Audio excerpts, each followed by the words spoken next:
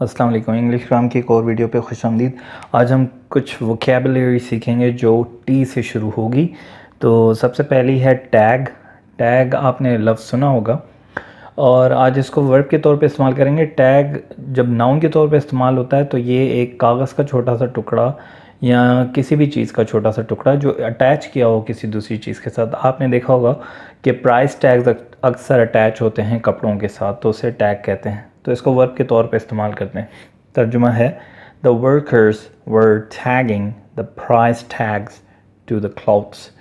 जो काम करने वाले थे वो प्राइस वाले टैग लगा रहे थे कपड़ों के साथ। दूसरा है टैबलेट, जिसका मतलब है फहरिस्त तैयार करना, कॉलम वगैरह लगा के और रोज़ वगैरह बना के डेटा डालना या फहरिस्त तैयार करना। और इसका अंग्रेज़ी सेंटेंस है my boss asked me to tabulate the yearly sales and send it to his email address। मेरे बॉस ने, मेरे मालिक ने मुझसे कहा कि जो हमारी सालाना फ़रोख्त है या सेल्स है उसकी फ़हरिस्त तैयार करो और मेरे ईमेल एड्रेस पर भेज दो। फिर है टैक, जो कि एक पिन टाइप का छोटा सा पीस होता है। अगर आपको नहीं पता तो यहाँ पिक्चर में आप देख सकते हैं। और वर्ब के तौर पे इस्तेमाल करेंगे तो इसका मतलब है यही पिन के ज़रिए किसी चीज़ को किसी दूसरी चीज़ पे लगाना। और इसका अंग्रेज़ी सेंटेंस है सलमान टैग्ड नोटिस या notices to the notice board. आप जैसे पिक्चर में देख सकते हैं कि बहुत सारे नोटिसेस जो हैं वो टैग के ज़रिए लिखे हुए हैं। तो आप कह सकते हो these notices are tagged to the notice board.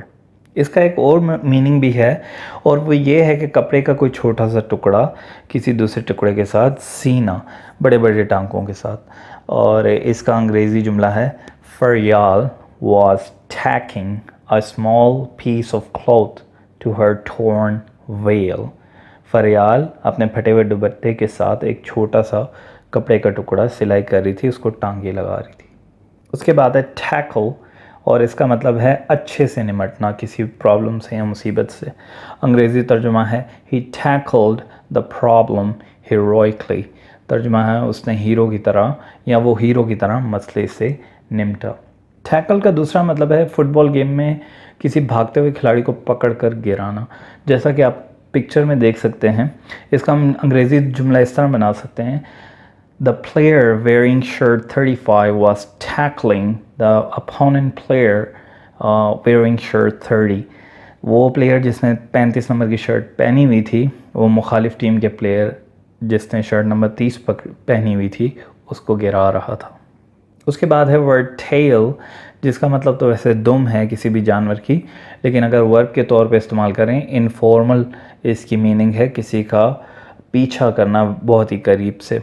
और इसका अंग्रेज़ी जुमला हम बना लेते हैं the police man were telling the suspect. जो पुलिस वाले थे वो मुश्तबा शख्स का पीछा कर रहे थे।